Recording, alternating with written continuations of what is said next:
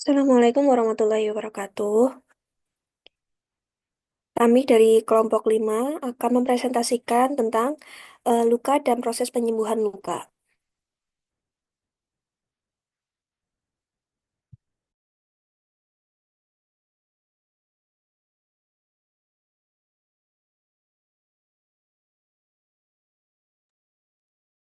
Yang beranggotakan Berlan Sandi Nugroho, Ella Kurnia, Fitratul Saharani, Ika Mutrika Robiah, Indira Peristamaya, Najwa Sasmita, Tiara Amanda, dan Sigrenadi Ratvioni.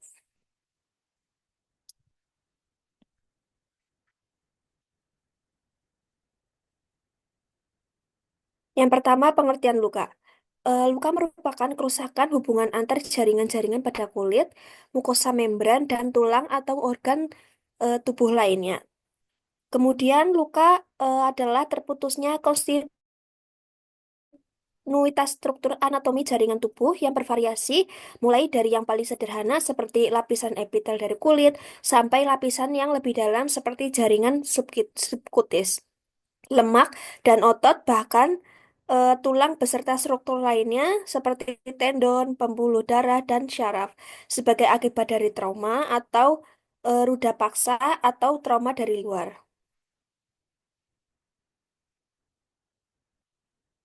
Kemudian apa sih penyebab dari luka?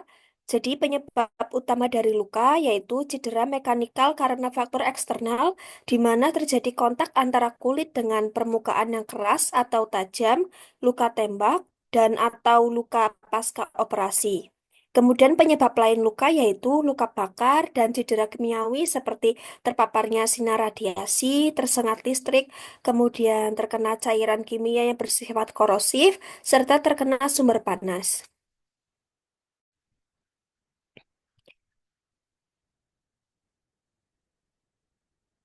Selanjutnya, ada riwayat luka dan keparahannya. Yang pertama itu tingkat pertama. Pada tingkat ini, warna kulit berubah menjadi merah atau biru, biasanya disertai dengan rasa gatal atau rasa sakit. Kemudian tingkat yang kedua yaitu timbul luka terbuka di area yang terdampak.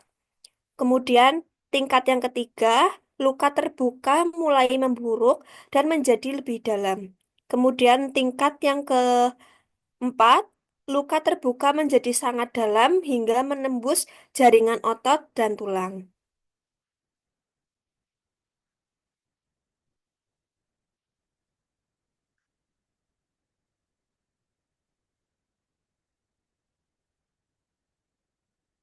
Kemudian ada fase penyembuhan luka. Yang pertama, fase inflamasi, yaitu terjadi segera setelah terjadinya luka sampai hari kelima. Proses kontriksi dan rektrisi pembuluh darah yang putus disertai dengan reaksi hemostasis berupa agregasi trombosit dan jala fibrin yang melakukan pembukaan darah untuk mencegah kehilangan darah. Agregat trombosit mengeluarkan sitokin dan growth factor mediator inflamasi. Proses angiogenesis terjadi saat sel endotel pembuluh darah di sekitar luka membentuk kapiler baru. Karakteristik fase inflamasi yaitu tumor, rubor, dolor, kolor, dan fungsi lesa. Selanjutnya akan dibacakan oleh Mas Berlan.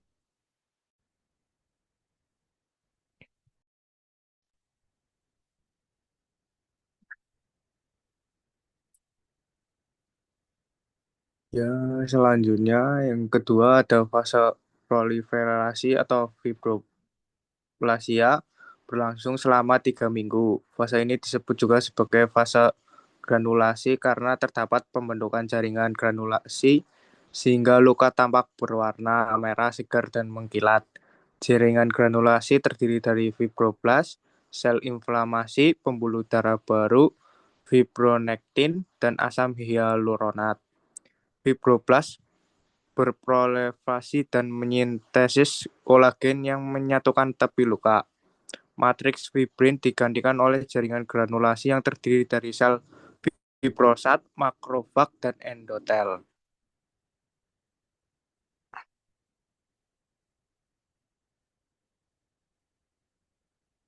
Yang ketiga ada fase remodeling atau maturasi yang berlangsung dari beberapa minggu sampai 2 tahun berupaya memulihkan struktur jaringan normal. Pada fase ini, tanda inflamasi menghilang, terjadi penyerapan sel radang, pematangan sel muda, serta penutupan dan penyerapan kembali kapiler baru. Terbentuknya kolagen baru mengubah bentuk luka serta meningkatkan kekuatan jaringan atau tensile strength. Remodeling kolagen, pembentukan parut yang matang, keseimbangan sintetis, dan degradasi kolagen terjadi pada fase ini. Proses penyembuhan luka diakhiri oleh terbentuknya parut scan tissue 50-80%, memiliki kekuatan yang sama dengan jaringan sebelumnya.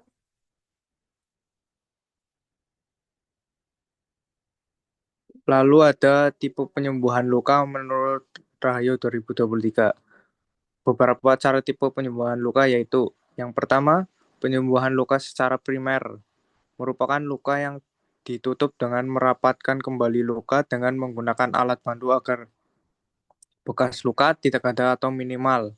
Contohnya, luka sayatan, luka robekan, luka operasi yang dapat sembuh dengan alat bantu berupa jahitan stapler, stapel eksternal, atau lem perekat kulit. Lalu yang kedua ada penyembuhan luka secara sekunder.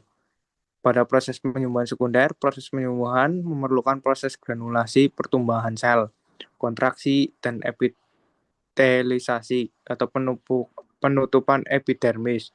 Untuk menutupnya luka karena kulit mengalami luka kerusakan dengan kehilangan banyak jaringan.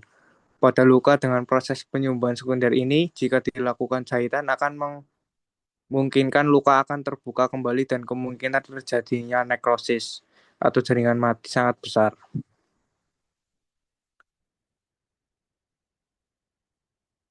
Ya, selanjutnya akan dibacakan oleh Indira. Kemudian beberapa cara penyembuhan luka berdasarkan tipe dan cara penyembuhannya. Yang ketiga itu ada penyembuhan luka secara tersier atau delayed primary. Proses penyembuhan luka secara tersier ini terjadi apabila pada proses penyembuhan luka secara primer mengalami infeksi benda asing sehingga penyembuhannya terlambat. Contohnya luka operasi yang terinfeksi. Kemudian ada faktor yang mempercepat penyembuhan luka. Yang pertama ada nutrisi, konsumsi protein, karbohidrat, vitamin A, vitamin C, vitamin E, magnesium, tembaga, seng, dan zat besi. Yang kedua ada diet, konsumsi buah-buahan dan sayuran segar setiap hari. Yang ketiga ada kompres hangat, kompres luka secara rutin dengan kompres hangat. Yang keempat ada perban, ganti perban secara rutin. Obat antiseptik, oleskan obat antiseptik pada luka. Yang kelima ada istirahat. Istirahat yang cukup dan berkualitas dapat membantu proses penyembuhan luka.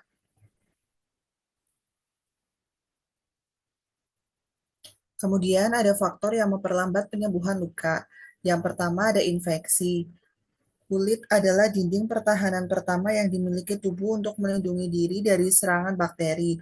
Ketika kulit rusak karena luka, maka bakteri dari luar dapat masuk ke dalam tubuh menyebabkan infeksi sehingga menghambat penyembuhan. Yang kedua ada kurangnya nutrisi, tubuh juga memerlukan asupan protein yang cukup sehingga sebagai bahan baku untuk memperbaiki luka. Hal ini bisa tercapai karena protein asam amino bisa memiliki peran meregenerasi sel-sel yang rusak. Yang ketiga ada diabetes. Karena kandungan gula dalam darah yang tinggi, orang dengan diabetes lukanya dapat lebih lama sembuh karena gula tinggi punya dampak negatif terhadap sirkulasi darah dan juga kerja sistem imun. Selanjutnya ada pengaruh obat. Efek samping dari obat-obatan bisa jadi penyebab mengapa luka di tubuh jadi lebih lama sembuh.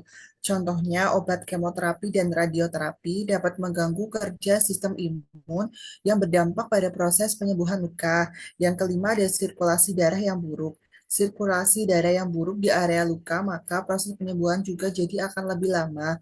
Kondisi seperti diabetes, penyumbatan arteri, penggumpalan darah, hingga obesitas dapat jadi penyebab buruknya sirkulasi darah. Yang keenam ada ulkus kulit. Ulkus kulit disebut juga dengan eksim basah, merupakan luka yang disebabkan oleh tekanan berlebih.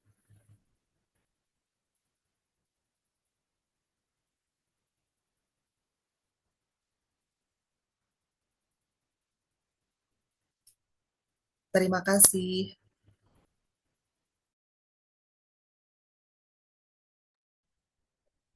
Sekian presentasi dari kelompok kami. Mohon maaf apabila ada kesalahan.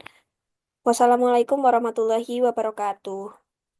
Waalaikumsalam warahmatullahi wabarakatuh.